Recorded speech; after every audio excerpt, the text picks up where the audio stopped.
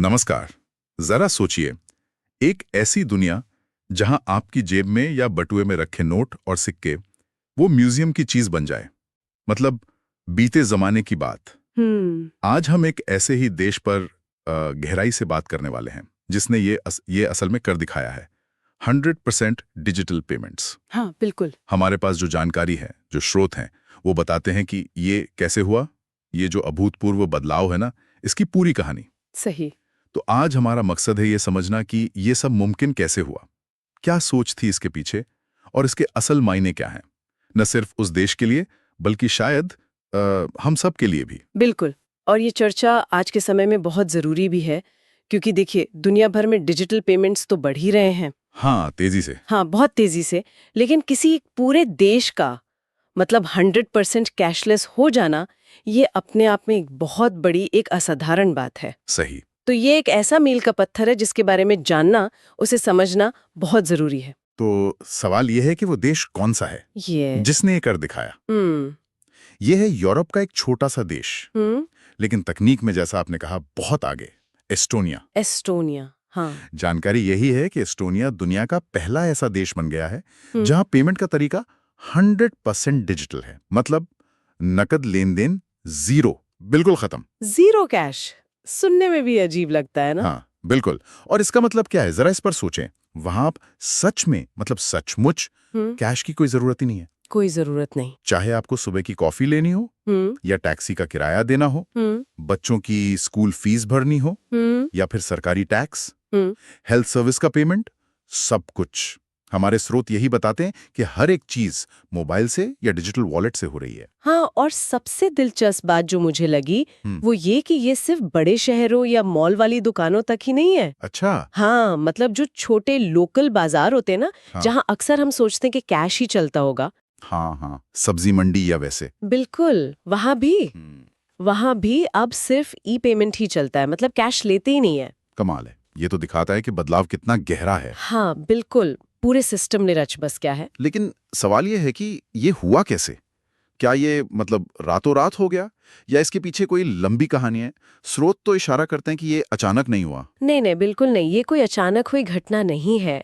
जो जानकारी है उसके हिसाब से ये एस्टोनिया सरकार का एक बहुत पुराना सपना था। अच्छा। हाँ, कई साल पहले उन्होंने एक विजन देखा था, डिजिटल राष्ट्र बनने का सपना, और ये उसी का नतीजा है। मतलब ये एक सोची समझी रणनीति थी। हाँ, बिल्कुल, एक बहुत सोची समझी स्टेप बाय स्टेप रणनीति।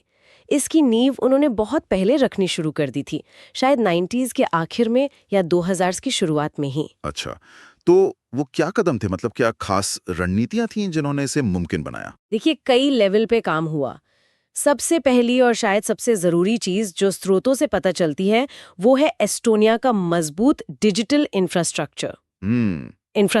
हाँ, उन्होंने 2000s के शुरू में ही एक बहुत सिक्योर और अनिवार्य, मतलब मैंडेटरी डिजिटल पहचान प्रणाली लागू कर दी थी। Digital ID. डिजिटल आईडी जैसे हमारे यहाँ आधार है, कुछ वैसा? हाँ, कुछ वैसा समझ सकते हैं, लेकिन शायद और ज्यादा इंटीग्रेटेड। ये आईडी लगभग हर नागरिक के पास है, और यही उनके सारे ऑनलाइन काम, सारी सरकारी सेवाएं और पेमेंट्स का मतलब बेसिस बनी। ओके। इसके अलावा एक और बहुत महत्वपूर्ण चीज है एक्स रोड। ये एक तरह का सिक्योर डेटा एक्सचेंज लेयर है, मतलब एक प्लेटफॉर्म जो अलग अलग सरकारी और प्राइवेट सेवाओं को आपस में सुरक्षित तरीके से जानकारी शेयर करने देता है। अच्छा। इसी एक्स रोड की वजह से अलग अलग पेमेंट सिस्टम्स भी आपस में आसानी से बात कर पाए, इंटीग्रेट हो पाए। यानी ये सिर्फ पेमेंट ऐप लॉन्च करने वाली बात नहीं थी, पहले एक पूरी मजबूत तकनीकी नींव तैयार की गई थी। एग्जैक्टली, बिल्कुल। तकनीक की नींव तो थे ही, साथ में सरकारी नीतियों का भी बहुत बड़ा रोल था। जैसे उन्होंने टैक्स फाइलिंग को बहुत बहुत पहले ही पूरी तरह से डिजिटल और मैंडेटरी कर दिया था। ओके। ज्यादातर सरकारी सेवाओं को डिजिटल फर्स्ट बना दिया। मतलब अगर आपको कोई सरकारी काम है तो पहले ऑनलाइन कोशिश करनी होगी। इससे लोगों को आदत पड़ी डिजिटल प्लेटफॉर्म इस्तेमाल करने की। आदत डायरी पड़ी। हाँ, और फिर धीरे धीरे पेमेंट्स के लिए भी डिजिटल तरीकों को बढ़ावा दिया गया और कैश के इस्तेमाल को मतलब हतोत्साहित किया गया। ये एक क्रमिक, धीरे धीरे होने वाली प्रक्रिया थी। तकनीक, पॉलिसी और लोगों की भागीदारी, तीनों का संगम था। ये वाकई दिलचस्प है, मतलब पूरी व्यवस्था को धीरे धीरे बदला गया। लेकिन क्या इसमें कोई चुनौती नहीं आई? मतलब क्या लोगों ने इसे आसानी से अपना लिया, खासकर वो लोग जो शायद उतने टेक सेवी नहीं हैं, बुजुर्ग लोग वगैरह? चुनौतियां तो देखिए जरूर आई होंगी। इतना बड़ा बदलाव बिना मुश्किलों के तो होता नहीं है। हाँ, बात तो है। हालांकि हमारे जो स्रोत हैं वो इस पहलू पर बहुत ज़्यादा डिटेल में नहीं जाते, लेकिन हम अंदाज़ा लगा सकते हैं कि शुरुआत में डिजिटल लिटरेसी मतलब डिजिटल साक्षरता एक मुद्दा रहा होगा।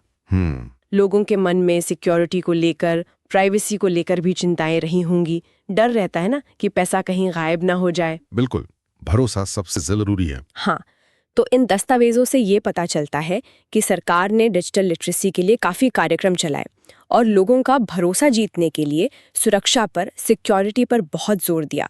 उनकी जो डिजिटल आईडी सिस्टम है वो बहुत सिक्योर मानी जाती है और डेटा प्राइवेसी के लिए भी काफ़ी सख्त नियम हैं। अच्छा। शायद इसी भरोसे की वजह से लोग धीरे धीरे इसे अपनाने लगे। हाँ, भरोसा तो किसी भी डिजिटल सिस्टम की रीढ़ होता है। बिल्कुल। अच्छा, अब जरा इसके असर पर आते हैं।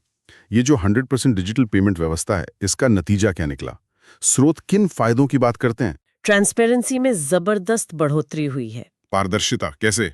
देखिए, जब हर छोटा बड़ा लेन देन, हम्म। हर ट्रांजैक्शन डिजिटल तरीके से होता है, हाँ। तो उसका एक पक्का रिकॉर्ड बन जाता है।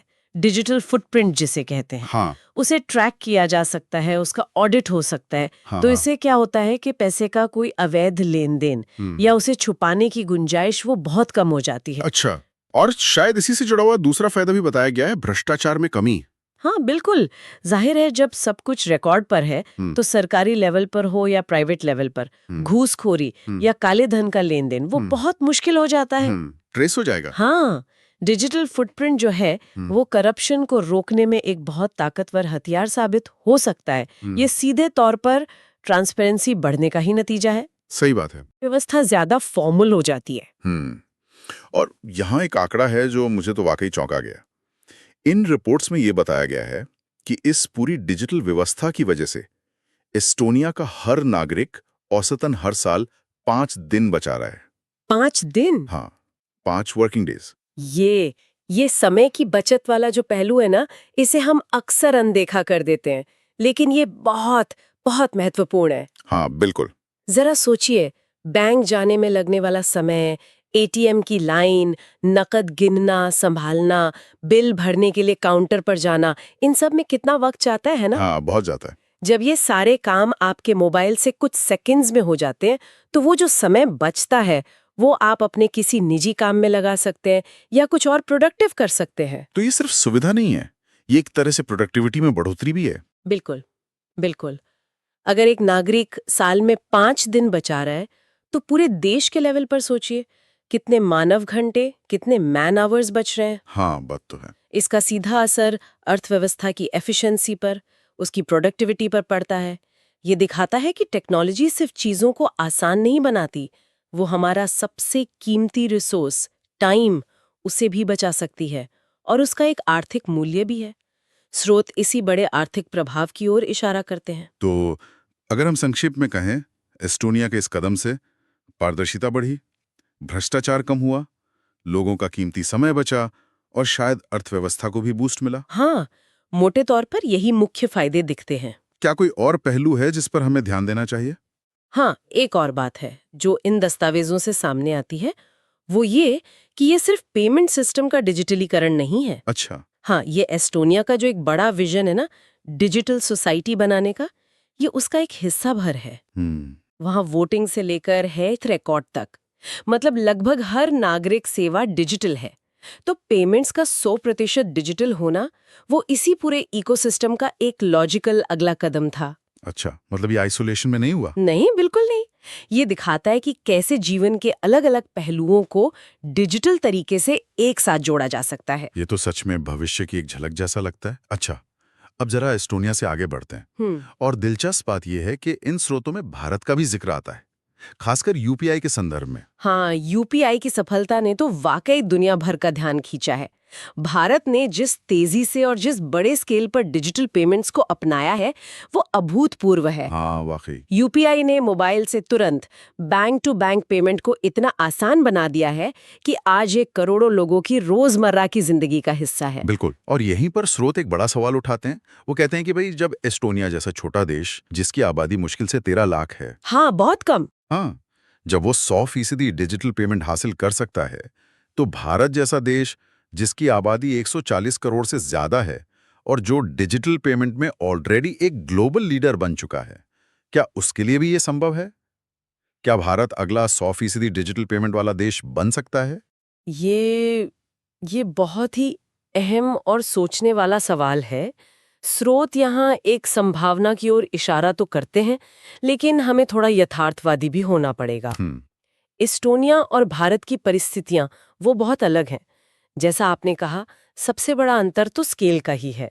हाँ, 13 लाख बनाम 140 करोड़। हाँ, जो सिस्टम 13 लाख लोगों के लिए काम कर सकता है, उसे 140 करोड़ लोगों के लिए लागू करना वो कहीं ज्यादा मुश्किल और जटिल है। और क्या अंतर है? भारत में डाइवर्सिटी बहुत ज्यादा है, भौगोलिक, सामाजिक, आर्थिक, हर तरह की। सही। डिजिटल लिटरेसी और स्मार्टफोन तक पहुंच वो अभी भी सब तक नहीं पहुंची है, खासकर गांव और दूर दराज के इलाकों में। हाँ, ये बात तो है। इंटरनेट कनेक्टिविटी भी अभी एक चुनौती है कई जगहों पर।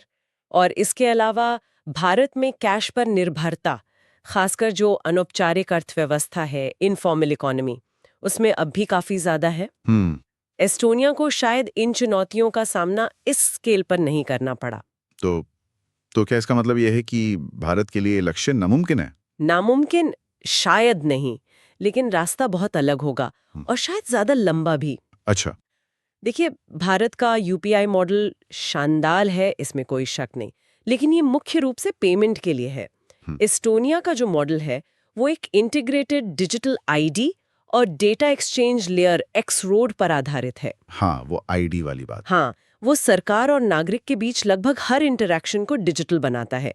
भारत को अगर उस दिशा में बढ़ना है तो सिर्फ पेमेंट से आगे सोचना होगा। एक ज्यादा व्यापक, ज्यादा इंटीग्रेटेड डिजिटल इकोसिस्टम बनाना होगा, जिसमें डेटा सिक्योरिटी, प्राइवेसी और सबसे जरूरी सभी नागरिकों का समावेश, मतलब फाइनेंशियल इंक्लूजन और डिजिटल इंक्लूजन, वो पक्का करना होगा। सही। तो हाँ, एस्टोनिया से प्रेरणा जरूर ली जा सकती है, लेकिन भारत को अपना रास्ता खुद बनाना होगा, अपनी जो अनोखी चुनौतियां हैं और जो अवसर हैं उनको ध्यान में रखते हुए। बिल्कुल। ये सिर्फ तकनीक का सवाल नहीं है, ये सामाजिक, आर्थिक, हकीकत और नीतिगत फैसलों का भी सवाल है। स्रोत भी शायद आखिर में यही कहते हैं कि भारत की असली क्षमता तब दिखेगी जब हर नागरिक डिजिटल रूप से सशक्त होगा। हाँ, बिल्कुल। तो चलिए आज की इस पूरी बातचीत को समेटते हैं। हाँ जी। हमने क्या मुख्य बातें जानी? हाँ जी। पहली और सबसे बड़ी बात तो यही कि एस्टोनिया ने वाकई इतिहास रचाया। दुनिया का पहला 100% डिजिटल पेमेंट वाला देश बनकर उसने एक मिसाल कायम की है। हाँ, ये दिखाता है कि कैश मुक्त समाज वो संभव है। बिल्कुल संभव है। और दूसरी अहम बात यह है कि ये सफलता कोई शॉर्टकट से नहीं मिली। हाँ, ये दशकों की दूरदर्शी योजना, वो डिजिटल नेशन वाला विजन, मजबूत तकनीकी बुनियाद जैसे डिजिटल आईडी और एक्स रोड, सही सरकारी नीतियां और जनता का भरोसा, इन सब का नतीजा है। एक क्रमिक विकास था ये। सही कहा। और तीसरी बात, इसके फायदे सिर्फ लेन देन की आसानी तक ही सीमित नहीं है। नहीं, बिल्कुल नहीं। जैसा कि जानकारी मिली, जानकारी का बढ़ना, भ्रष्टाचार का कम होना और नागरिकों के लिए हर साल औसतन 5 दिन की बचत होना, ये इसके ठोस और महत्वपूर्ण परिणाम है जिनका बड़ा आर्थिक और सामाजिक असर है। हाँ, बिल्कुल। और एस्टोनिया ने भुगतान के क्षेत्र में जो हासिल किया है ना, वो हमें भविष्य के बारे में सोचने पर मजबूर करता है। उन्होंने पेमेंट को तो पूरी तरह डिजिटल कर दिया। अब अगला लॉजिकल सवाल क्या उठता है कि राष्ट्रीय स्तर पर, पूरे देश के लेवल पर डिजिटलीकरण का अगला पड़ाव क्या हो सकता है? क्या हो सकता है? क्या जीवन के दूसरे पहलू जैसे शिक्षा है, स्वास्थ्य सेवाएं हैं, कानूनी प्रक्रियाएं हैं, या फिर मान लीजिए सोशल सिक्योरिटी बेनिफिट्स का वितरण, क्या ये सब भी पूरी तरह से, मतलब बिना किसी कागज या फिजिकल इंटरवेंशन के डिजिटल रूप से इंटीग्रेट किए जा सकते हैं? ये तो बहुत बड़ा सवाल है। हाँ, और अगर ऐसा होता है तो इससे कौन सी नई संभावनाएं खुलेंगी? शासन कितना कुशल हो सकता है, नागरिकों को कितनी ज्यादा सुविधा मिल सकती है, लेकिन साथ ही कौन सी नई चुनौतियां सामने आएंगी? जैसे? साइबर सुरक्षा, डेटा प्राइवेसी, डिजिटल डिवाइड को कैसे पाटेंगे? और सबसे बढ़कर जो मानवीय संपर्क है, जो समाज का ताना बाना है, उस पर इसका क्या असर होगा? सोचने वाली बातें हैं सब। हाँ, एस्टोनिया का अनुभव हमें इन सवालों पर और गहराई से सोचने के लिए प्रेरित करता है। भविष्य शायद इसी दिशा में जा रहा है, लेकिन हमें इसके हर पहलू पर बहुत सावधानी से गौर करना होगा।